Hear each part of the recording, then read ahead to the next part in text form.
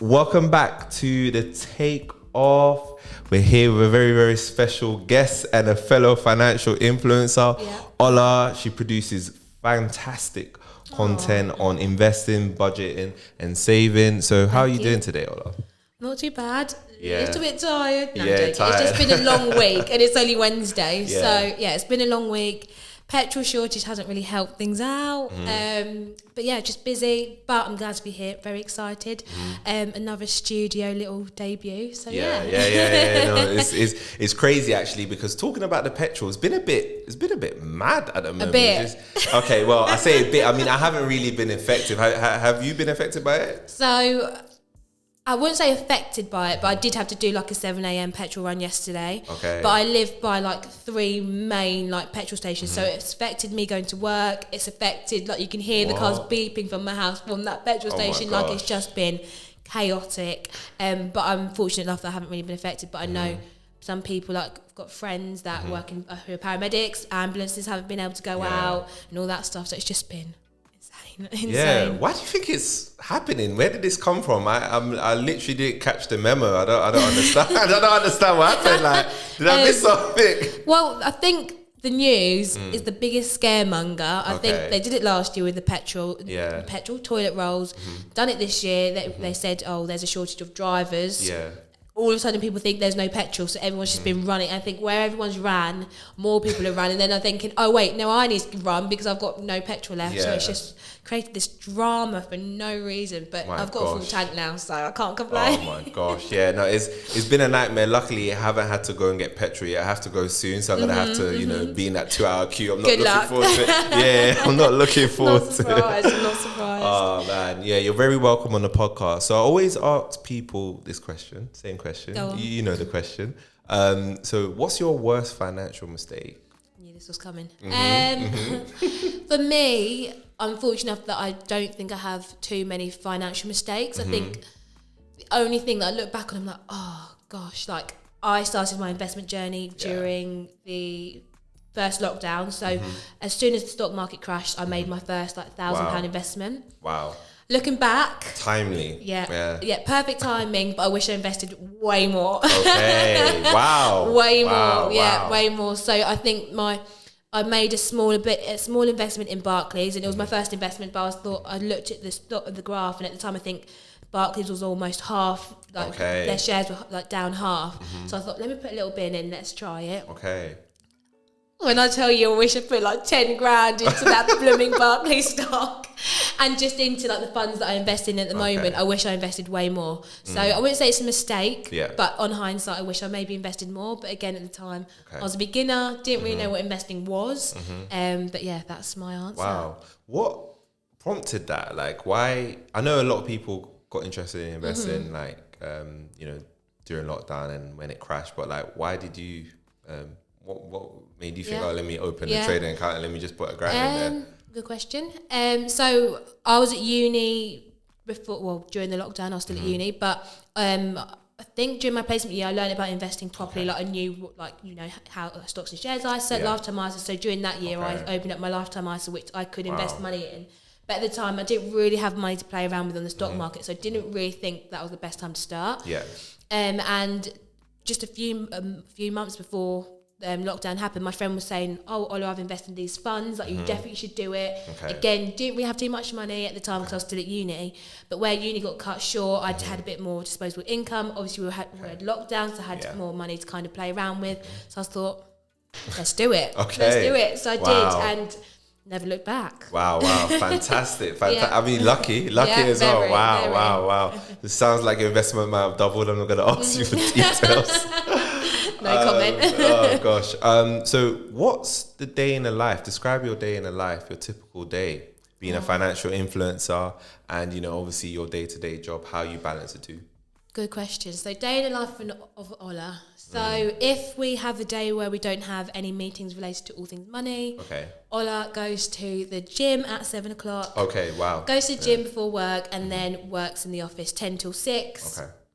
And then as I have a podcast, I may do like a podcast recording in the evening. Okay. May do some content creation. As I'm really bad, I should use my weekends to do that, but I kind of do it, little last minute. Or some days I have meetings, so I may have meetings just before I start work. So 8 till 9, 9 till 10, I normally have a meetings, work, which we love. And then, so it's pretty much, it varies. Some days I'm quite quiet. Other weeks, like this week, it's just slammed with meetings in the mornings, and in the evenings, like I'm just taken. Wow. No, exactly. A lot of meetings. Lot, oh my gosh. So it sounds like lot. from your typical days from 8 to 6. Well, actually 7 to 6 if you included yeah. So it can be long. Or if I've got a podcast recording like 8. Wow, 7 to 8. Oh my gosh. Long. Wow, I'm surprised I haven't got bags yet. They're coming soon. Wow. I mean, that's you got to do that. You got to do the grind, right? Yeah, You're an exactly. entrepreneur. That's what you have to do sometimes, and you're passionate about what you do, right? So, talking about passion, how did you become why did you actually? I should rephrase it. A financial influencer, as we coin it. Interesting. I love the way you use influencer. yeah. I mean, that's what they're calling it, right? Yeah, they do these days. So again, it happened during the first lockdown. I was studying, finished uni way shorter than I expected. All my exams got cancelled, which actually was a saving grace when it came to my degree. But yeah, I was bored during lockdown and started investing, and the same week I got my I started investing, I got my friends invested. I think 4 or 5 of them started investing in the stock market as well. So I was like, okay, well, if I can get 5 friends investing, why can I not get more people to know about this? So I was like, investing is such a good way of accumulating your wealth, as you know as well. So I was like, why not create a little platform where I share like budgeting, saving, investing tips. And I remember the day I made my first post and I was ready to post it. And it took me 6 hours. 6 hours? To post it. I Like, could the imagine anxiety and the fear. I was and my friend was like, well, if you do not post that, I'm going to come down to your house and post it for you. So eventually you got posted, and a year and a half later, haven't looked back since, and now All Things Money is a community of over 8,000 across all of our social media platforms. So wow, fantastic. That is fantastic. I guess my immediate questions is, why personal finance? Because, even me, I asked myself the same question. If you told me, I thought you're going to be into personal finance when I was 20, 10 years. I'd have been like, get out of here. That's not happening. What are you talking about? So why personal finance? Good question. I think for me and all of my friends, me doing what I'm doing now is no surprise. I've kind of always been coined as like the cheap friend. Well, not the cheap friend. Frugal. They wouldn't use that word with me, but I would say frugal. So I've always been careful with my money. I've always budgeted, saved my money. So I've always been that responsible friend. Like, guys, why are you spending X, Y, Z on this? Or you can do this, or so hasn't come as a surprise as such. Did I think it would take over as much? Definitely not. But I definitely wouldn't change it for the world. But I don't think it came as a surprise to a lot of my friends. Okay, wow. So they thought, if anybody's going to be into personal finance, it'll be on that. It'll be on that. That is crazy. Did you go to university? Yes, I went to uni. So did the whole spiel, did sixth form, went to uni, studied business management at uni. Okay. So there's a synergy, definitely. Yeah, there was a synergy. Okay. But what I find really interesting when it comes to personal finance is that me being a business graduate student, nothing is covered at all. Can you imagine? That's me studying business management for 4 years, let alone someone that maybe studied geography or Spanish. Like, it's just crazy how little we're taught about personal finance at school, which is a main reason why I started All Things Money, because I even take for granted me being able to budget when I get people asking me how to budget, or investing, or what is a mortgage, how can I get a credit card. So I think that's a huge thing with personal finance, that a lot of it isn't taught, and that's why I'm glad there's so many of us in this kind of space that kind of teach that, to kind of just close that gap. It's crazy because you think personal finance as like a module would fit perfectly with business management, perfect, right? Like a business is a business, learning how to budget, learning how to use credit, getting a mortgage for an office building. It's like perfect for it. And yet they don't include it, which doesn't make no sense. No. In fact, that'd probably be the most important module out of everything, and for some reason they don't include it. That is actually insane. Going back into being a financial influencer, how are you finding that? how are you finding it at the moment? Busy. Yeah, busy. Yeah, cool. Okay. I think I've learned the importance of organisation. Okay. Yeah. And just being organised. I think during lockdown it was a lot easier to be busy because you're at home. Like I was working from home at the time. Didn't have a social life really because we were locked down. Yeah. Whereas now I'm trying to juggle obviously content creation, working with other clients, working with brands, podcasting now, workshops and a social doing a lot life. Of work. Yeah, busy. It's hard. So Monday to Friday is like my all in hustle. Then we get to the weekend and I am out and about, I'm not gonna lie. So I do have a good balance, but I think now learning that organisation is really good, and sometimes saying no. I think that's something I really need to learn how to do. Working on that because I think I'm gonna get to a point where I'll probably run myself into the ground. And if anyone else, exactly. And if anyone is listening, there's nothing wrong with saying no. I think, or just like, can you get back to me in a few weeks' time, or XYZ, because otherwise you realise your calendar's like completely full and you're like, oh, I don't actually have any time for me. No, that's something I've definitely learned. What about you? Yeah, for me, it is busy, but you're right. I think with when you're doing content creation, I think there's this like pressure sometimes to always post almost every day. You're rushed for no reason. There's no rush. But you kind of yourself, actually, no, I need to keep the momentum. I need to keep going.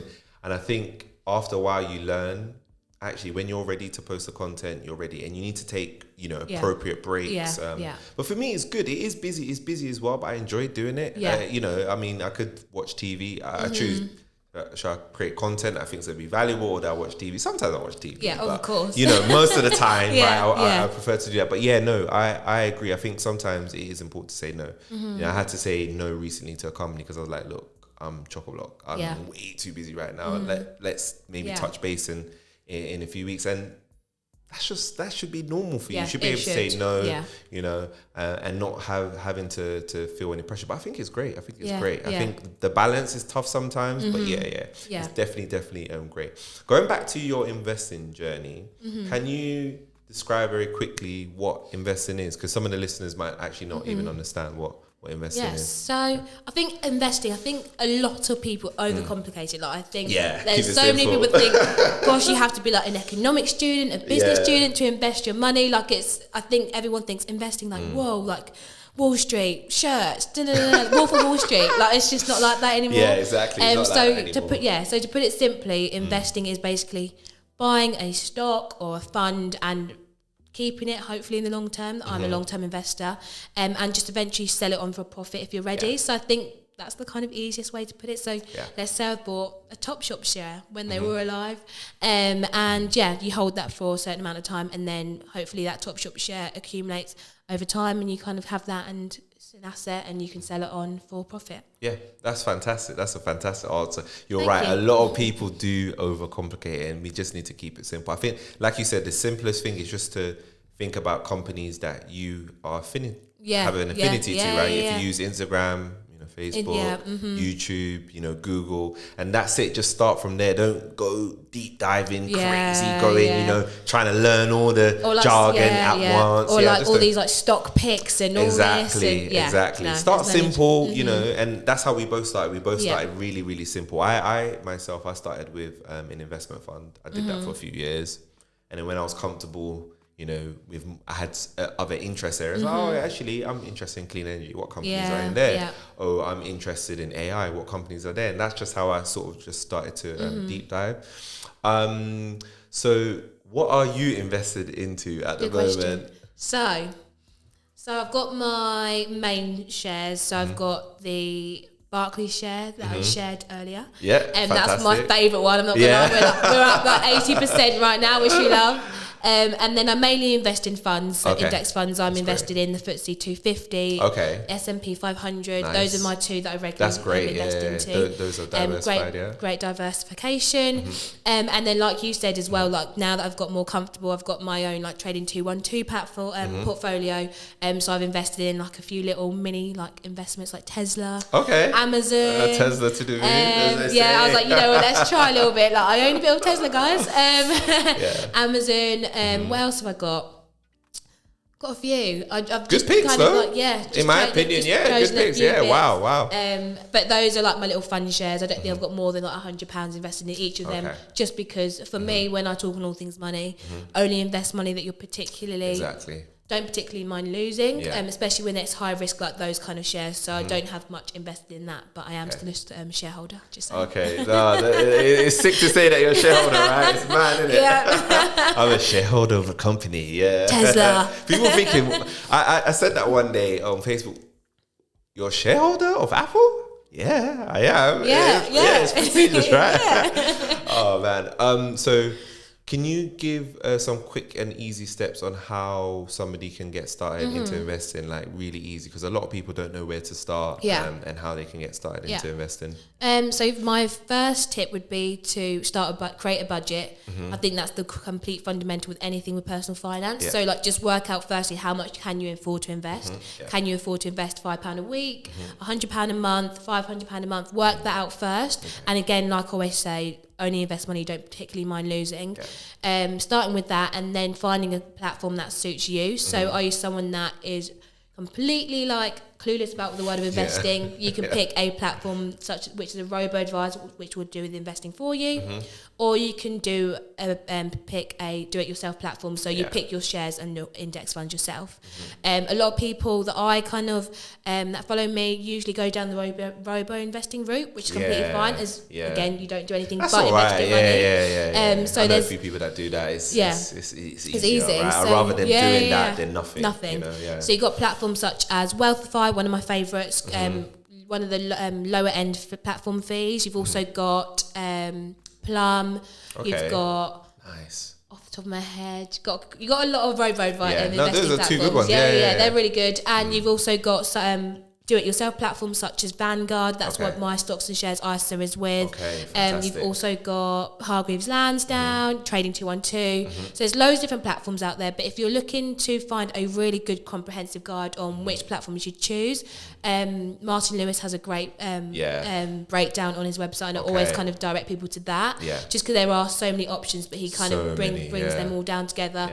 Pick out what your platform you want to do, and then just invest. And I think choosing what to invest in is really important as well.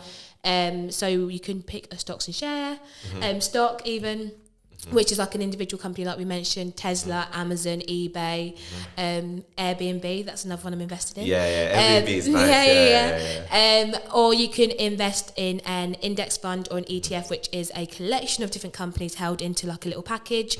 I genuinely tend to recommend that more, just because you're diversified. You've got maybe like 500 companies like the S&P 500, rather than investing all your money in Amazon and they go bust tomorrow. At least you've got your 500 companies and they kind of level each other out. So that's kind of like a little guide on how to get started. No, fantastic.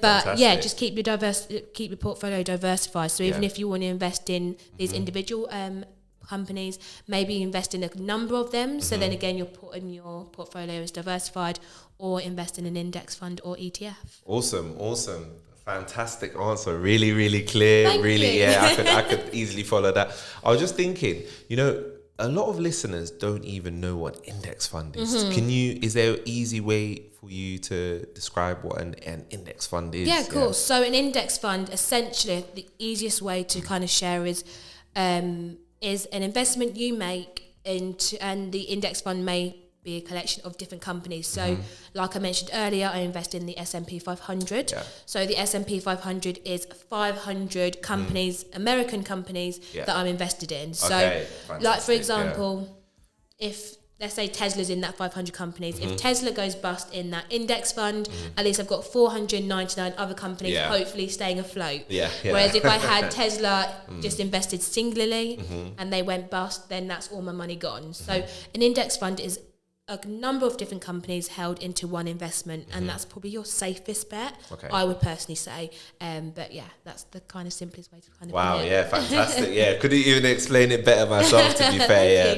Thank you, Ola, for that. That is a great explanation, and I feel like the listeners will definitely get started investing. They should. You should start, right? The earlier you start, the better it is. You know what's crazy about investing? You could put as little as £1 these days. 100%.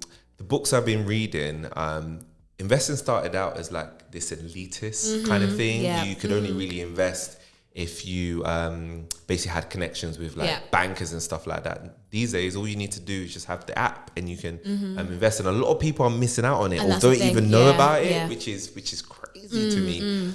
So I'm happy that they have these DIY apps now. Even if the fees are a little bit high, it's still better than nothing, putting your your money in a savings bank account. Exactly, it is crazy. You mentioned budget as a first step, which ties us nicely into the next section. So talking about budgeting, what is actually a budget for people that don't know what that is? If they've been living under a rock, obviously. It is my best friend. I feel like you can't stumble across all things money and not hear the word budget. But yeah, budgeting is basically a spending plan. It just allows you to kind of allocate your money accordingly to where you kind of spend your money. So do you want to spend money on a night out, food shopping, rent? It's just kind of making sure you don't overspend, and hopefully creating a budget stops the overspending, as I know a lot of people have been guilty of it post lockdown and easing. So yeah, creating a budget is definitely everyone's best friend and they should definitely warm to it. And I usually recommend setting up a budget just before payday so you know where your money on payday is kind of going. Thanks for taking the time to listen to this episode. I do really appreciate your support so far. If you do want to support the production of this podcast further and you want to get early access to the next episode of the Takeoff podcast, or you want to join in a monthly live Q&A, make sure to check out the link in my description. Either pledge to my Patreon or subscribe to my YouTube membership. Either way, I do appreciate you supporting me and helping me to build the best business and finance community in the world. I do hope that you enjoy the rest of this episode. Thank you. Great answer. How does someone actually get started with a budget if they wanted to start from today? So there's two budgeting methods I usually recommend. You've got the traditional budgeting method, or you've got the 50-30-20. Okay. So the traditional budgeting method is what I use personally, and you start with that budgeting method by starting with your income. So if, for example, you have £1,500 that comes into your bank account every month, that's what you start with. And you kind of make a list of all of your expenses. So what do you spend on payday, or what expenses are you paying regularly? So, for example, my rent, my bills, such as my phone bill, if you have anything on finance or anything like that, just add that to your list of expenses and kind of deduct the two. So if you have £1,500 income and then £500 expenses, you know you've got £1,000 disposable income. And then you can kind of allocate your money accordingly to that. So I personally would then create a weekly budget. So let's just say there's 4 weeks in the month. £1,000 divided by the four weeks, and it gives you a weekly budget, and then you know you can have like £200 a week to spend on every week, and hopefully you don't exceed that. The trick is to not to exceed it, obviously. But that's one method. Or you can use the 50-30-20 budgeting method, which a lot of people seem to like that method. So 50% of your income should be put towards your needs. So such as your rent, your bills, your food shopping, everything that you class as necessary spending. Then 30% should kind of go towards your wants. So going out, cinema, takeaways, all that. Not the necessary spending as such, but stuff that you want to do, stuff you want to enjoy. Obviously, now that we don't have lockdown at the moment, may as well enjoy your money accordingly. And then 20% of your income should then be put towards either saving or investing in the stock market. But yeah, I think a lot of people like that because you can kind of allocate your money into different pots really clearly. So those are the two budgeting methods. Wow, fantastic. Wow, I like the 50-30-20s. It's very, very straightforward. It's very easy to like break that down, right? 20% I need to save, 30% like, random fun stuff, get lit. Exactly. And then 50 is, my rent, my mortgage, whatever. That's fantastic. I think I had heard about the 50-30-20, but I didn't really know much about it. That's a great budgeting technique. Which one do you use personally yourself? I use the traditional budgeting method. So for me, I just like to have my list of my income, have your list of stuff, expenses, and then a weekly budget. Just because 50-30-20 for some people's income can be very different. So you may live in London and 50% of your income isn't going to cover the rent. So I feel like with that budgeting method, again, you can adjust it. So you can do 70, 10, 20. Is Yeah, that quick maths? okay. You Quick could maths. trying to work out really quickly. Yeah. But you can adjust those categories, but for me, the traditional budgeting method works. I just kind of do it on my notes page. Yeah. I'm very easy like that. I'm not really I into do that Excel. too. I'm on notes as well. Yeah, I don't do anything complicated. No, and I've been doing exactly. it for better part of 5 years. Yeah, exactly. Yeah, Exactly. that's just, very easy. easy. It doesn't sound good as financial fluency. But then again, it doesn't matter. No, it doesn't. That's the point. Of course, if you use any of the tools and they work for you, great. Yeah. But you don't have to. I guess we're adept at it, so it's fine for us. We know how to, list all of our outgoings, incomings, and all that sort of stuff. Yeah, I use notes as well. Good. Literally, it's still there. I just check it. Oh, okay. I need to transfer there. I need to Yeah. transfer there. It's crazy. What would you say to those people who are like, oh, scoff at budget, I'm not going to do budget, whatever, right? What would you say are the negatives of not having a budget?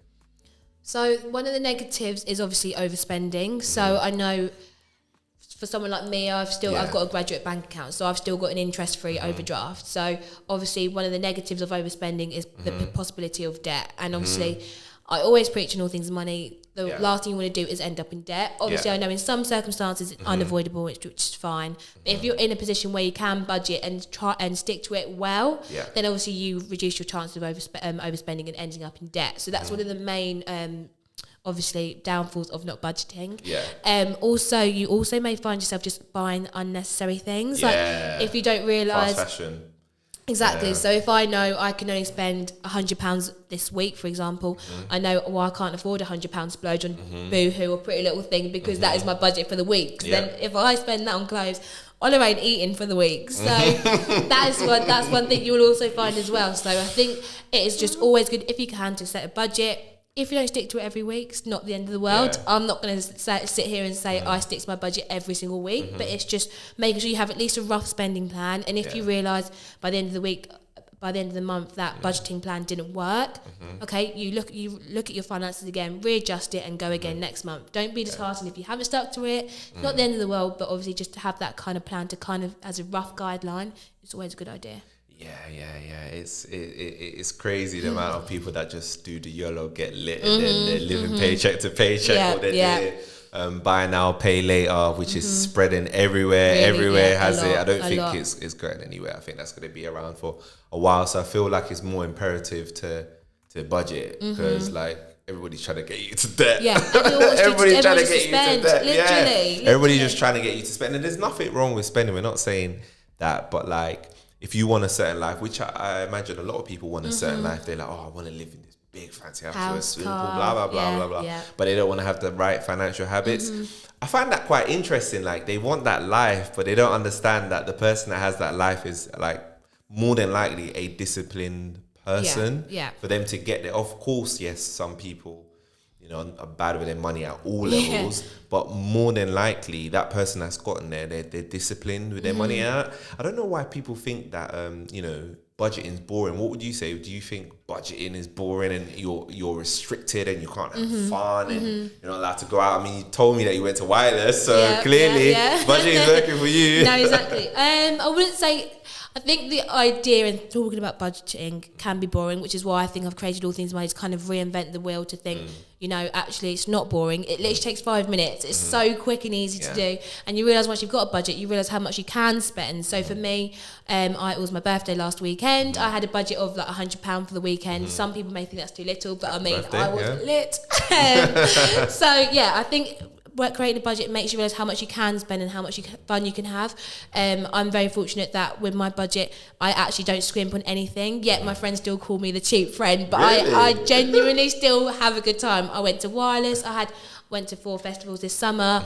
3-4 weekend trips away. So you can do it. And I'm not on like a huge salary either. So I think people should realise that when it comes to budgeting, it just makes you aware of how much you can spend rather than not what you can't. I don't think it's restrictive. If you find it restrictive, then you're doing something wrong and you need to kind of either increase your income by creating, finding creative ways to increase it or reduce your spending habits elsewhere. Some people find out they realise they're spending like hundreds on Amazon because they've got their Amazon Prime. So you realise if you cut back on certain things, you can afford to do things elsewhere. So yeah. No, I completely agree. I feel like it gives you that visibility.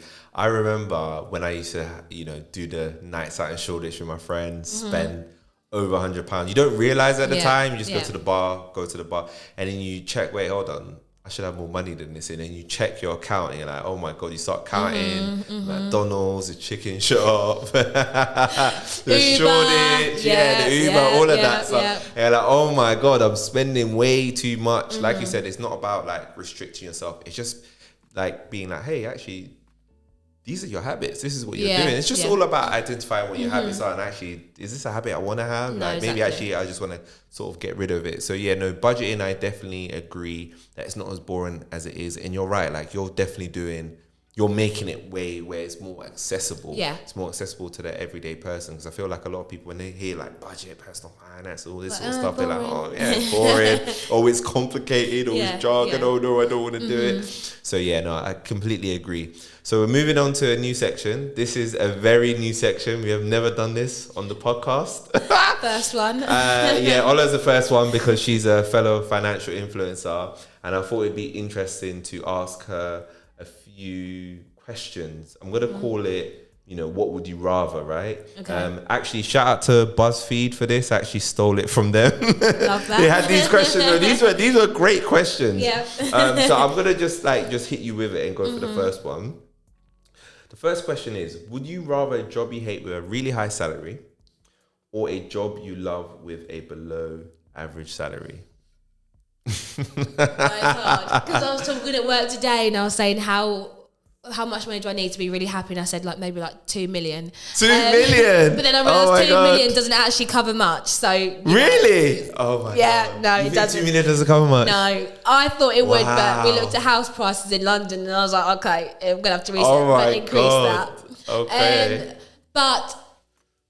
Really, I'm not gonna lie. What I do at the moment, I absolutely love what I do. I love all things money. Love my job. So I think I would have to love my job and maybe not too much. Okay. Not too high salary. I like that. But I am only like 24. I feel like if I had a family and I have mouths to feed and stuff like that, I ain't gonna cut it. Yeah, so you think you have to be miserable. Yeah.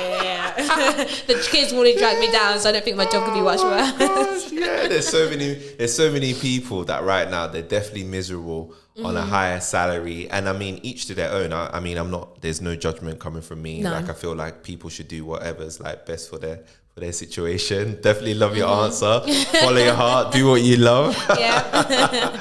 Okay, so the next question is: would you rather spend £1 million on travel or £1 million on clothes? Travel. Really? Hands down. Really? Hands down. Okay. So, post uni, obviously before COVID hit, I was meant to move to Australia. Yeah, I remember you saying that. Yeah. Yeah, oh my so gosh. I am a travel fiend. Like I've been to Asia, done Australia, done America.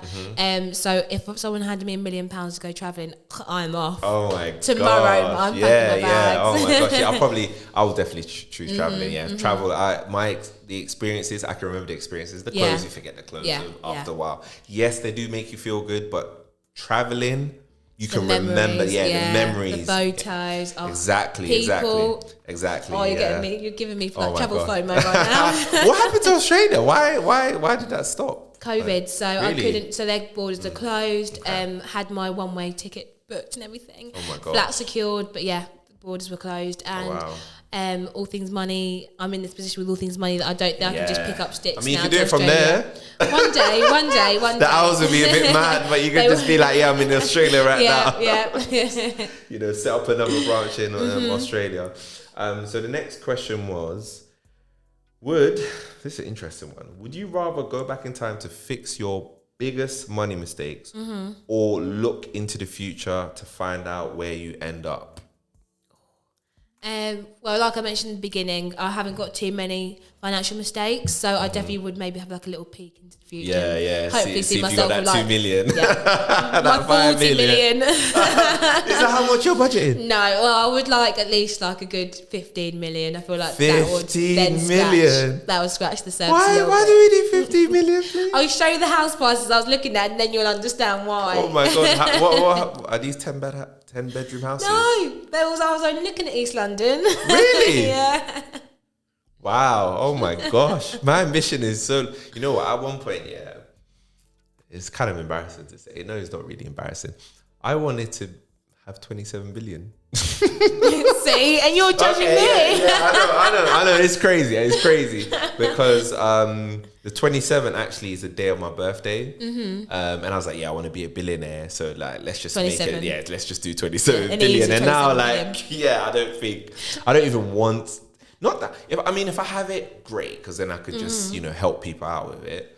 But I don't think I'm gonna aspire to that. The amount of work that you'd have to put in to become a billionaire must be enormous. I mean, just the amount to become a thousandaire, let alone a millionaire, is crazy. Imagine how much work you'd have to put in. A lot, right? I know how much I'm putting in for how much I'm making now. Exactly. And not that I'm not willing to put in the work. It's just I feel like I don't want to sacrifice that much time. That's what it is. It's not that I don't want to put in the work. I'm happy to put in the work. It's the time that I don't want to put in. I don't want to put in all that time, accumulate all that money. Yes, I can give it away to people, but then what? Miss out on life experiences?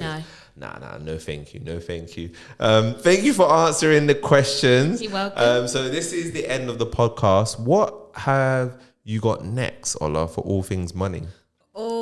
So if you want to find out what's coming next, go follow me on All Things Money. Okay, wow, she plugged herself nicely. You know what? You're the first one who did it that way. That's how you should do it. No, I'm joking. That's how you should do it. No, I'm joking. There's lots of exciting things coming up. I've reintroduced my workshops, so we're back monthly doing workshops. Yeah. And in terms of what's next, I don't know what else was next. And what's the workshops on? So range of different personal finance topics. So last month we did mortgages. Next month, a little insider, we're doing investing. Awesome. I've done credit cards in the past. Side hustle income, stuff, loads of different topics. So feel free to join me on them. Fantastic. Hopefully continue with the podcast. I gave myself a huge hiatus over summer. So we're now back on it properly. Great. But we'll see. I think every week's kind of different and all my plans always change. So we'll see. Okay, fantastic. Looking forward to those workshops. Definitely sign up. Where can people actually find you? So you said All Things Money, but you're across Instagram, All Things Money? Instagram and Twitter at All Things Money _ Facebook, All Things Money. And we're also on LinkedIn. Okay. Leveling up my LinkedIn content. So I'm on there now too. Awesome. So you can find Ola across all the platforms that she mentioned. She's a fellow financial influencer. Please do give her a follow. She's dropped gems upon gems today. So, it's only right that you do that.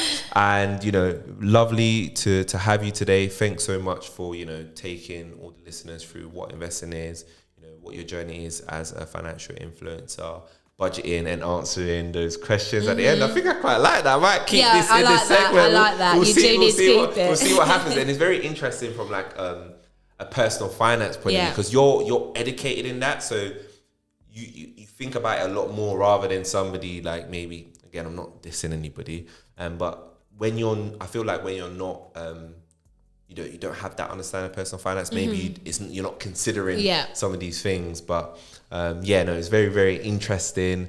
But thanks for having you. Have you got any final words for the listeners?